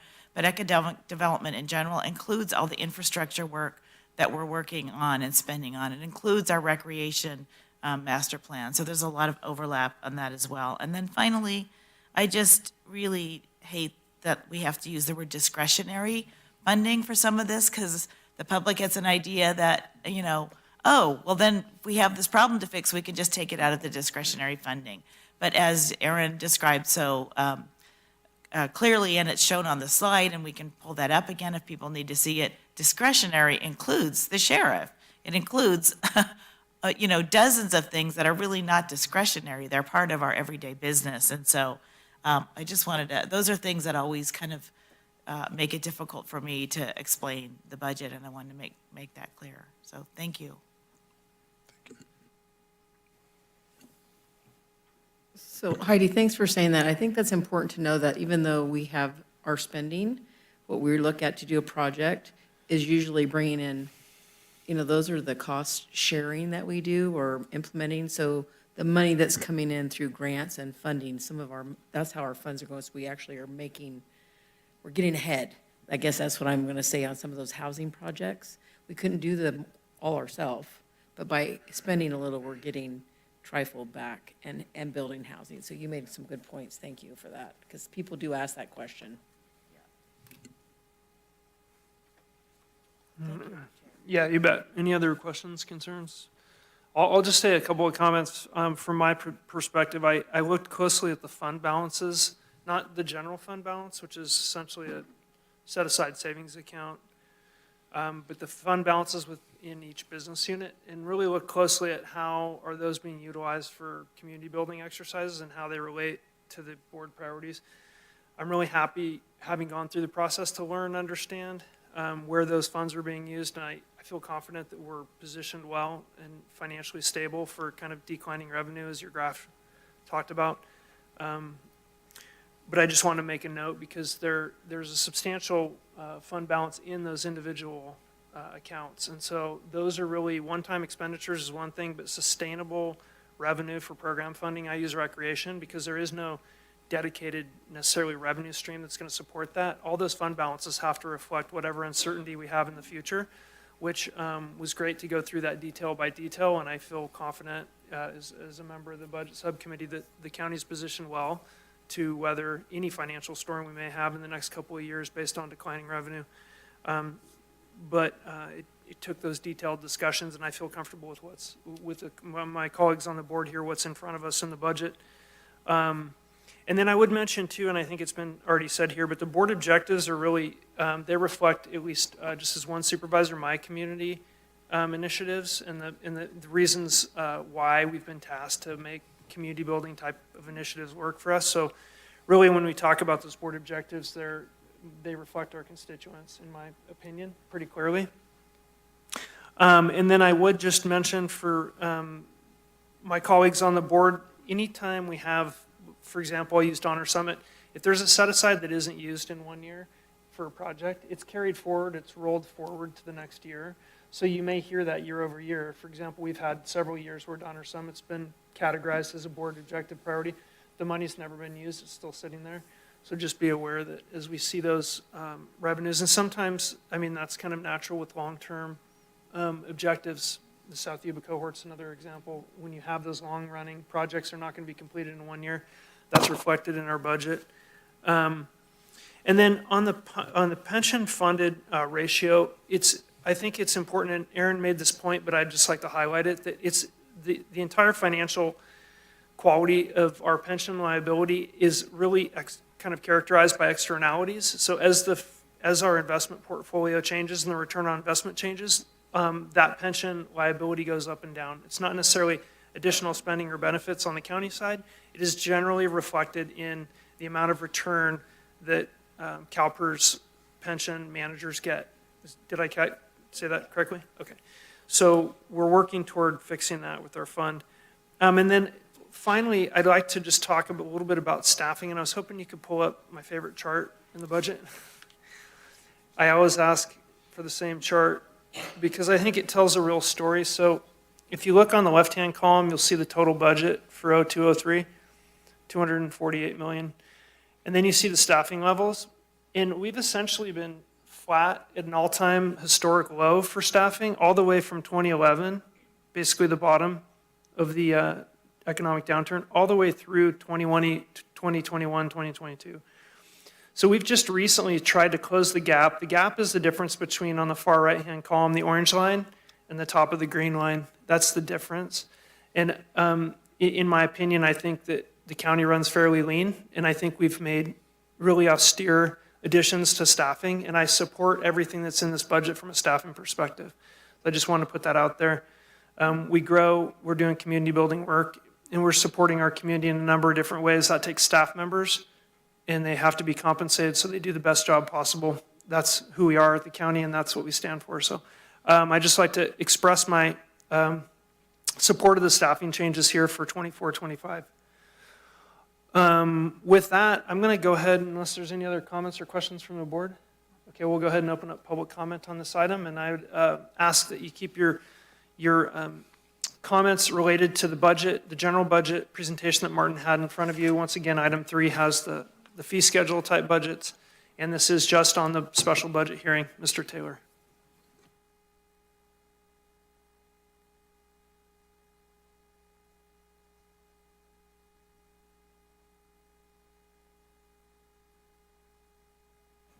Oh, Mr. Taylor, can we pause for a second on time as we get your mic up? Just a second, please.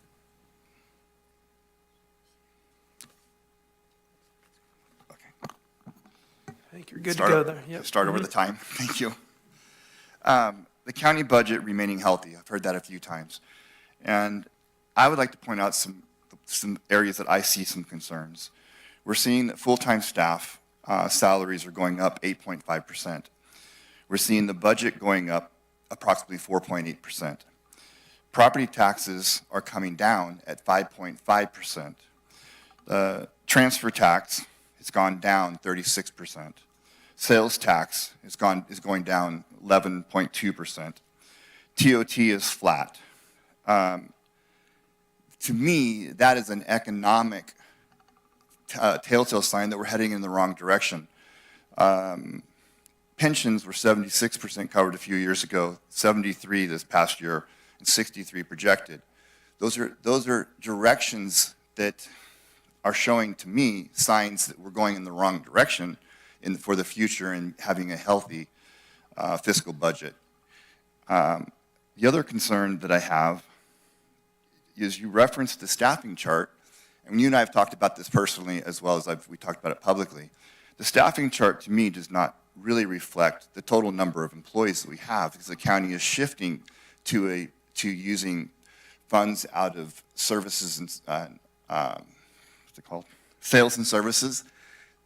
And for an example, sales and services is projected to go up 3.8 million this next fiscal year, while almost all of that is privatizing part of the public defender's office, costing us an additional $3 million in this next fiscal year.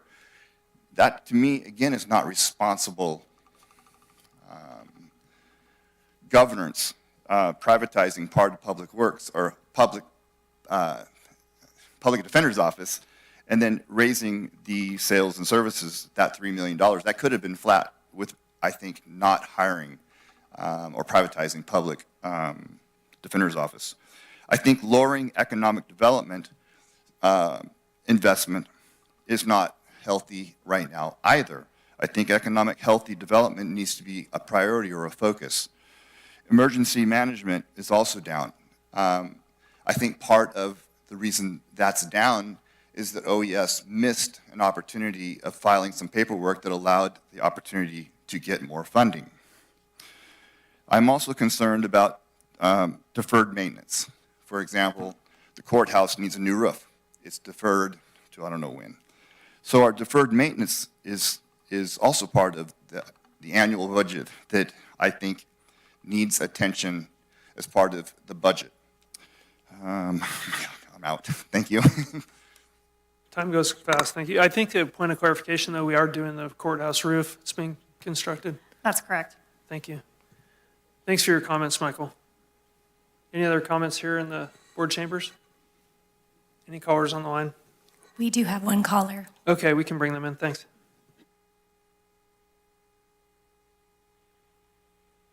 Hi, Matthew Coulter, Nevada County. And I'm curious about the cost of the sheriff's office remodel that's taking place right now. I haven't heard anything about that and what part of the budget that comes within, because I've noticed the sheriff shows up at the last minute and asks for $500,000 armored vehicles. And I'm just wondering, was this budgeted in this very expensive remodel? Because when I was personally in jail, I witnessed a countertop replacement in A-Pod.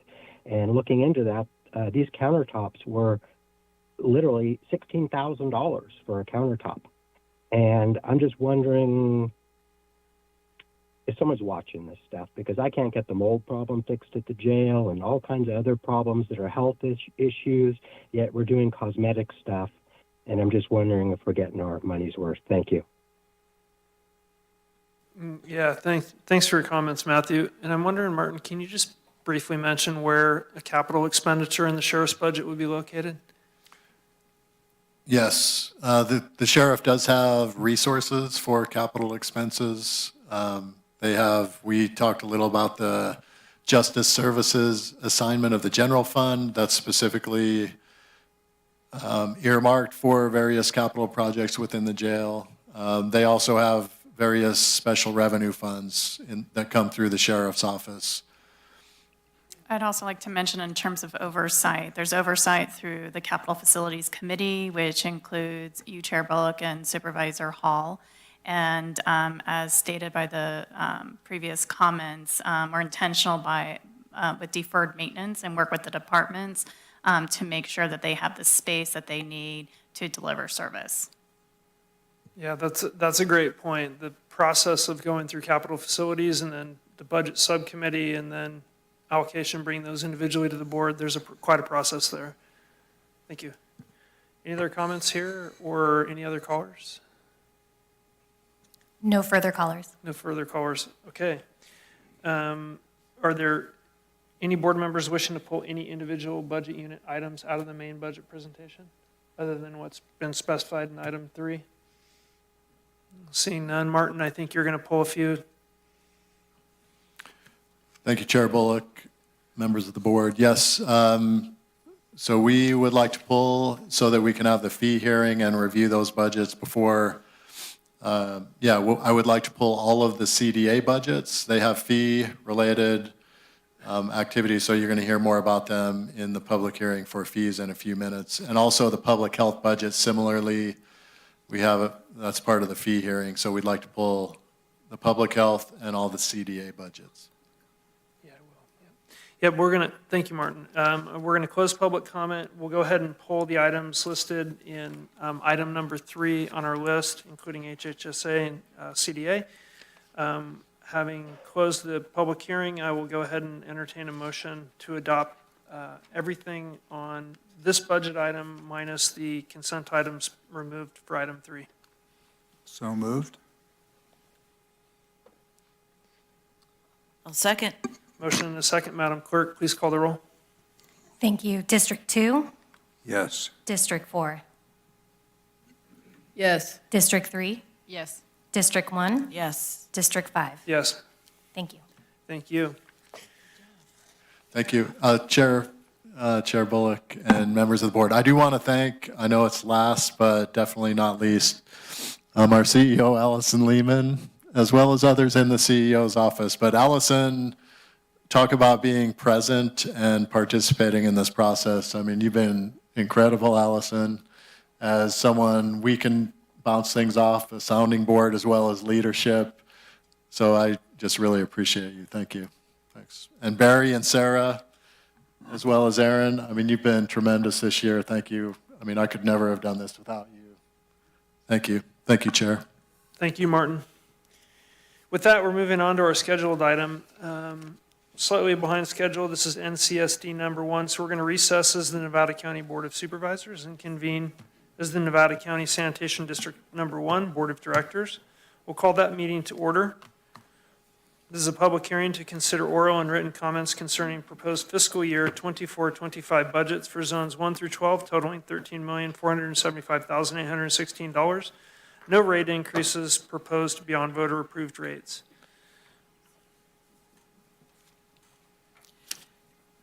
I'm now going to turn it over to Martin, and he'll do our NCSD number 1 budget presentation. Or Martin, Tricia, everybody? Yeah, I appreciate that. Chair Bullock, members of the board, Martin Polt, your Chief Fiscal Officer. I'm going to hand this off to capable people, Tricia Tillotson, your Community Development Agency Director, and Brad Torres, who is our Sanitation District Director. So appreciate it. Thank you. Thank you. I'm Tricia Tillotson, your CDA Director. Just really a quick background. The Sanitation District administers, operates, and maintains wastewater collection systems and treatment and disposal facilities with a dedicated staff of state-certified wastewater treatment operations personnel. And that's for 10 zones: Lake Wildwood, Lake of the Pines, North San Juan, Gold Creek, Penn Valley, Mountain Lake Estates, Cascade Shores, Eden Ranch, Higgins Village, and Valley Oak Court. The district also oversees 4 tertiary treatment plants, 2 secondary treatment plants, and 4 septic systems with community leach fields. The district also oversees and maintains extensive sewer infrastructure, including 120 miles of sewer line, over 1,000 manholes, 32 pump stations, 25 standby generators, and 450 septic tanks.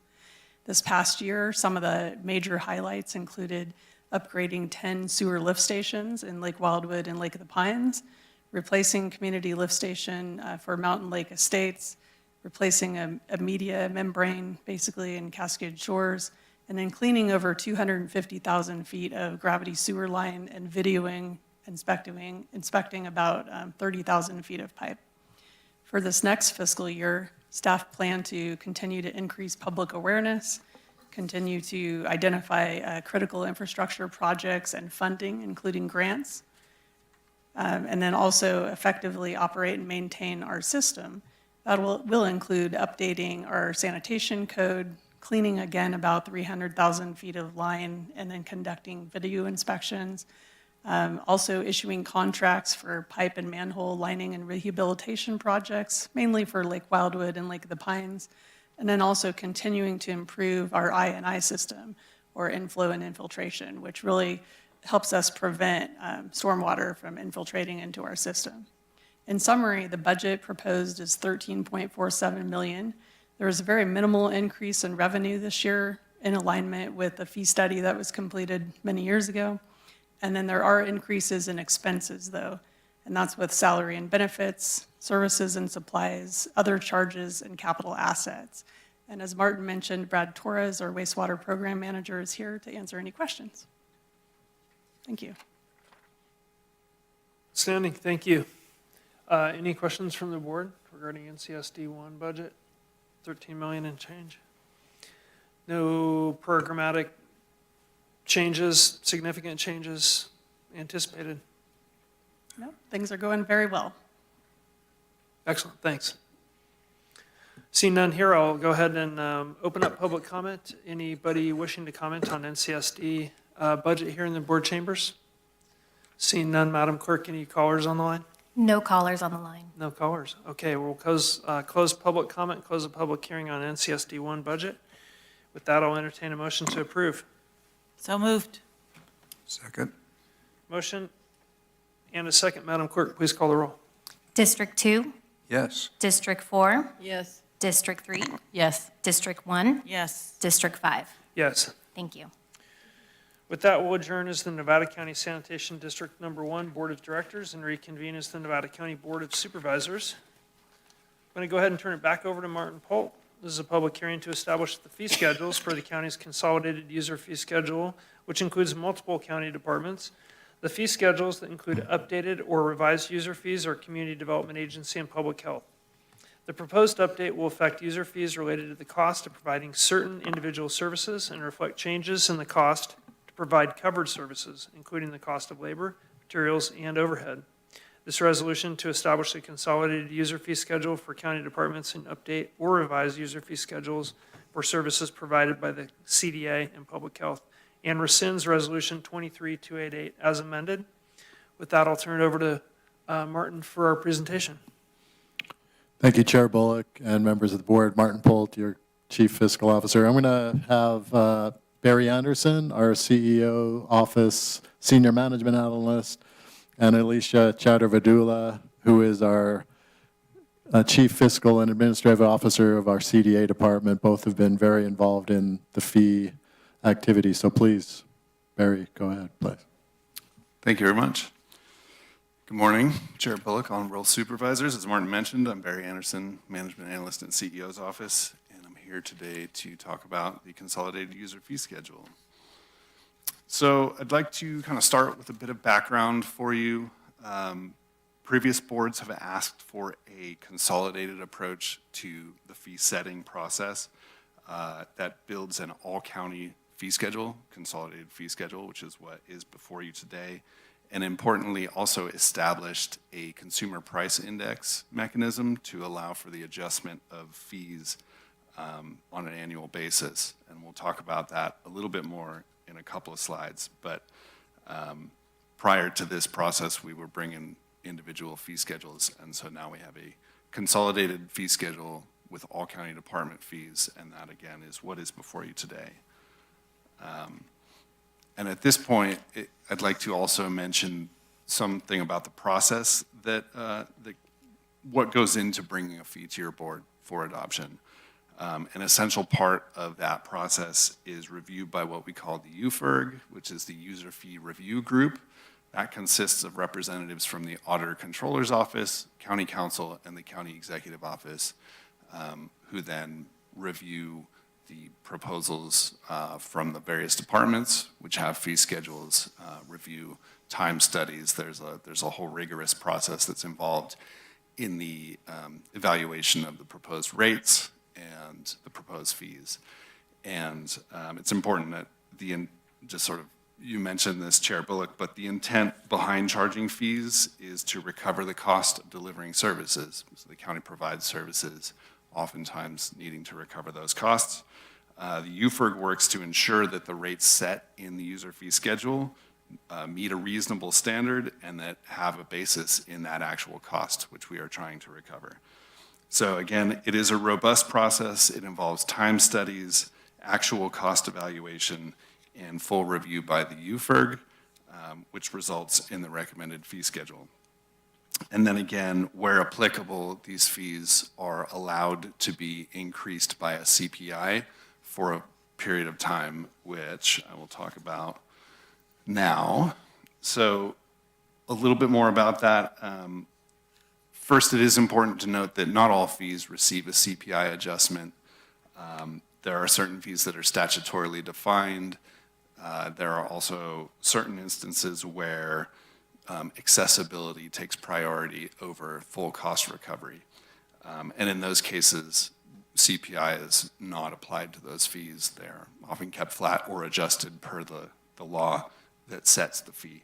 However, where cost recovery takes priority, using a CPI allows for annual adjustment of fees over, again, a period of time without needing to undergo the rigorous time study and that whole UFERG process, which I was just talking about, which is labor intensive and time consuming. So a CPI adjustment does allow for that adjustment without having to go through the full process.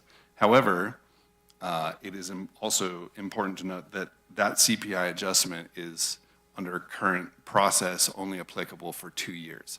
So when a fee is adopted by your board and authorized for CPI adjustment for the following 2 years, that ensures that we don't outpace, the CPI adjustment does not outpace the actual cost of delivering those services.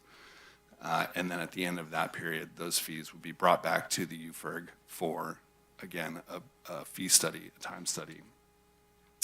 And the index that's used for that CPI is the urban wage earners and clerical workers in California. So for the 24-25 proposed fee schedule, we are proposing 3.22%. That is the average change across all reporting periods from 2022 to 2023. So 3.22% is our CPI adjustment in this proposed fee schedule. And again, the statutory fees would be updated as required by the relevant law. A little bit about the update before you today, some specifics. So the following changes over last year's adopted fee schedule. We do have comprehensive UFRG reviewed fee updates for Community Development Agency and Public Health. We have CPI adjustments where previous board authority is valid, and that is in those departments shown on the screen: the assessor, clerk of the board, information and general services, library, and treasurer tax collector. And then we do have a certain number of departments whose previous board CPI authority has lapsed, right? Their prior fee schedule goes back further than that 2-year process, which I just described.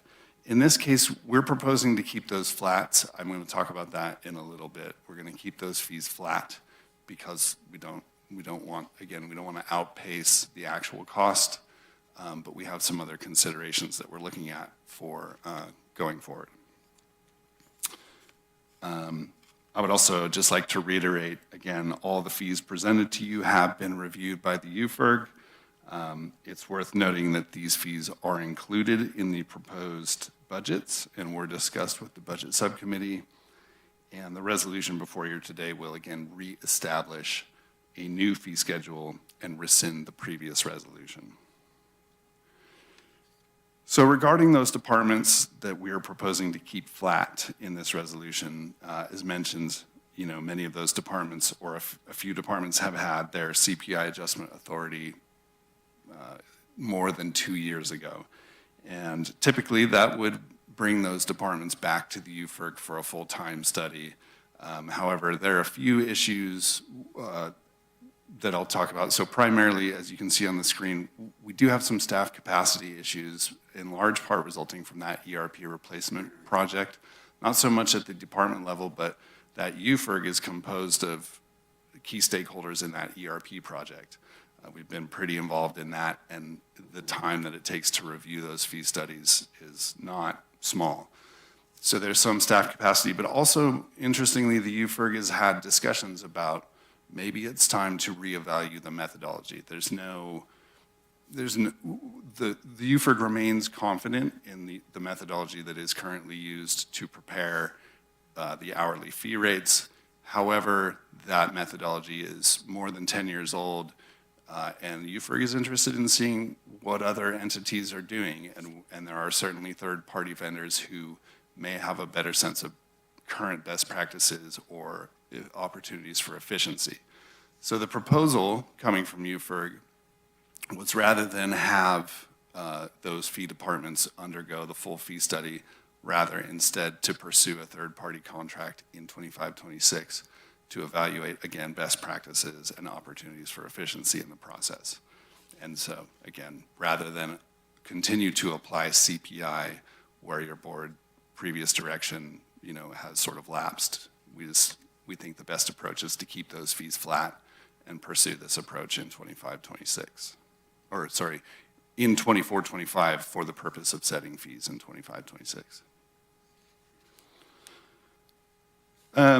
As this table is just a summary, again, of all the departments that are included in the fee schedule, you can see it's that whole list of departments. As you can see, there are only 2 with a comprehensive fee update. Again, that is the Community Development Agency and Public Health. We are, again, continuing to apply CPI adjustment to the assessor, clerk of the board, IGS, library, and the treasurer tax collector. And then no changes proposed for the other departments: animal control, clerk recorder, elections, probation, public guardian, and sheriff. So just a little bit about those departments that do have a comprehensive update. So for public health, the fees were actually last updated in 2023. However, the nature of the fees for public health are largely driven by the state. It's things like the cost of immunizations, and they are refreshed annually. And so we would have been needing to bring this to you anyways. However, we also have included in this proposal, we have a consolidation of several individual immunization and TB exam type fees. So without getting too into the weeds, there were multiple 5 or 6 or 7 immunizations, like immunization A, B, and C had specific fees. This is proposing to consolidate them into a single fee for all of those types. Again, that has been reviewed by the UFIRG and is recommended by that group. And there is no CPI adjustment applied to the public health fees. And then before I hand it off to Alicia, just a brief summary of what's going on with the Community Development Agency. Those fees were last updated in 2022, and technically 1 year remains on the board authorized CPI adjustment authority. However, we are proposing to refresh those fees a year early for a couple of reasons. There have been sort of significant changes in market factors that we felt it was worth just taking a fresh look at things. And then also, again, that ERP replacement project is expected to have significant department level staff impacts in the coming fiscal year. And we didn't want to layer a full-time study onto all those department level staff at the same time that we were doing the ERP project. So that work was done in this current year. And we have a refresh proposal, which I would ask Alicia to walk us through at this point.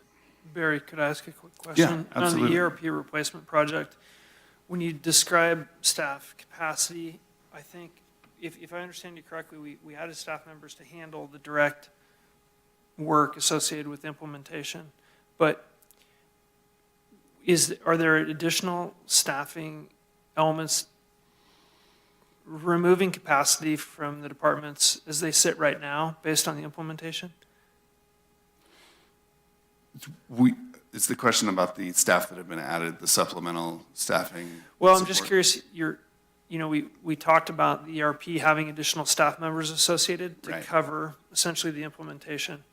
But what you're presenting here to us is that there's staffing there's staffing capacity being consumed through the ERP project. So I'm not sure which one it is. Did we not add enough staff, or is there just something organically happening? As we get the system built up, we're going to be consuming staff resources. So Barry, I'm happy to jump in and correct me if I'm wrong. So learning from our other counties, our approach was to take more experienced staff with our fiscal systems here in the county, and they are focusing on the implementation of the ERP program. We then backfill their duties, their current duties, with limited term positions that will stay on staff for the next several years as we implement the program.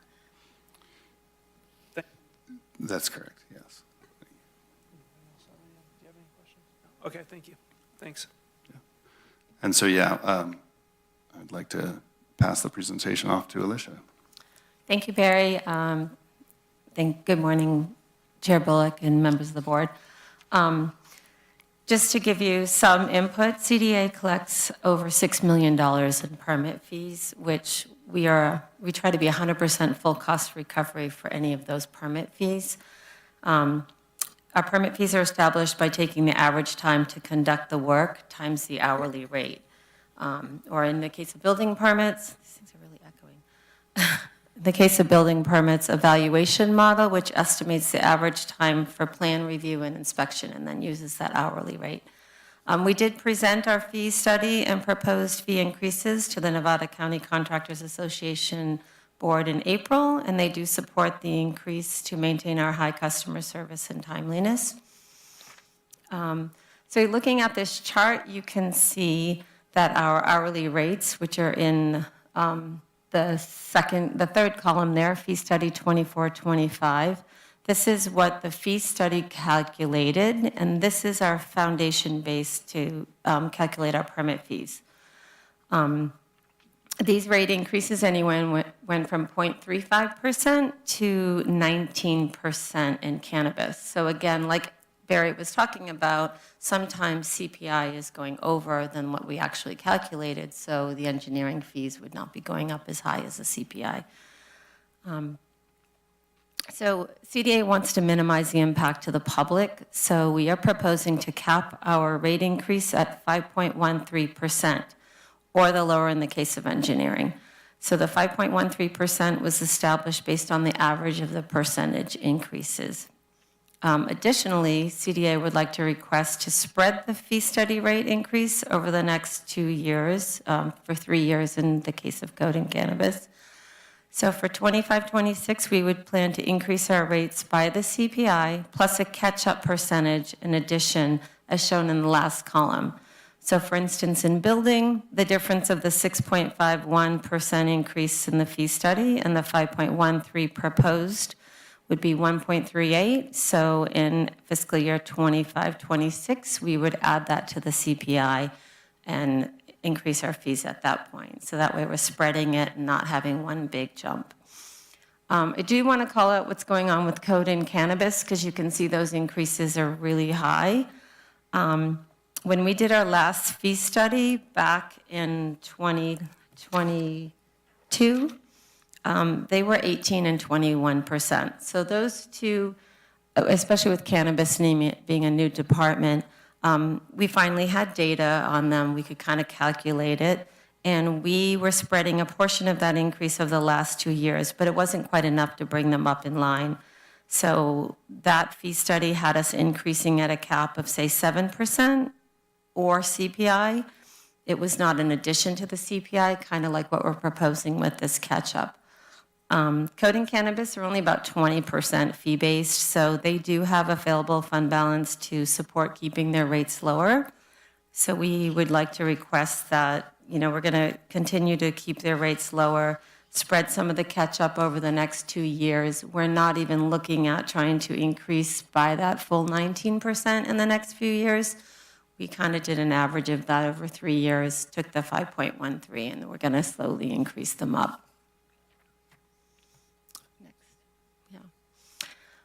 So just to kind of give you a quick little comparison, I do want to make sure you understand that this chart is giving current rates for a building permit only for an 1,800 square foot new residential, no decks, no garages, just very base. There's no grading, water, septic, water encroachment, PG&E, nothing else in this, but it's really just to kind of compare a few apples to apples. So if you can, as you can see, the building department and other CDA department fees are higher, say, than Placer County, but we are a little bit lower than El Dorado. But overall, because some of our impact fees in the county are lower, if you were building a new home, Nevada County's fees for that new building would be lower than some of our other comparison counties. And lastly, just to kind of reiterate, and this slide is based on what our proposed 24-25 rates are, so it's a little bit different than the last slide. The money that we collect on that same 1,800 square foot building permit, only 16% of that is coming into CDA, into our building and other departments. Traffic fees, school fees, fire, park, all those are the impact fees. That is the biggest chunk of those. I do want to say the fire fee on here is incorrect. I apologize. I pulled some numbers from something else, but it would be the 1,800 that was in the last slide that would actually bring this estimate down to about 22.9. And that's it. And do you have any questions? Thank you. Thank you for the presentation. Any questions from the board on either the fee rate setting methodology or why some were updated and some were CPI'd? And any questions for our team? Seeing none, job well done. We'll open up public comment on this item. Anybody wishing to make, oh, I did have a question. I'm sorry. Go ahead, Tom. Go, yeah. Yeah, just one quick question. Was contractors area of Truckee Tahoe as well consulted on the fee schedule? Yes, our building director, George Shurik, had reached out, and they were fine with anything in the roughly 3 to 5% general increase every year, so. Thank you for checking on that. Go ahead, over to you. Thank you. I'm Tom Last, the Executive Director with the Nevada County Contractors Association. And yes, as Alicia said, a couple members of county staff did attend our board meeting and walked us through the proposed increases. And though, any increase is always a little bit painful for the construction industry and making it a little more difficult, we do support and understand the changes, so we do support it. So with that, I just wanted to make a quick point, and we do really appreciate the county's engagement and involvement with our association. So. Yeah, we appreciate you coming to make a comment today. Thank you. Madam Clerk, any callers on the line? There are no callers online. No callers, okay. Any other additional public comment here? The board chambers on the fees? Seeing none, we'll close the public comment, close the public hearing on this, and bring it back to the board. Any additional discussion? No, seeing none, we'll go ahead and entertain a motion for the fee schedules listed in item number 3. So moved. Second. Motion and a second. Madam Clerk, please call the roll. Thank you. District 2, Yes. District 4, Yes. District 3, Yes. District 1, Yes. District 5. Yes. Thank you. Well, Martin, congratulations on another job well done. Yeah, go ahead. Thank you, Chair Bullock. One more item on the list is that last item to motion of intent to adopt these fee-related budgets, the Community Development Agency and Public Health budget.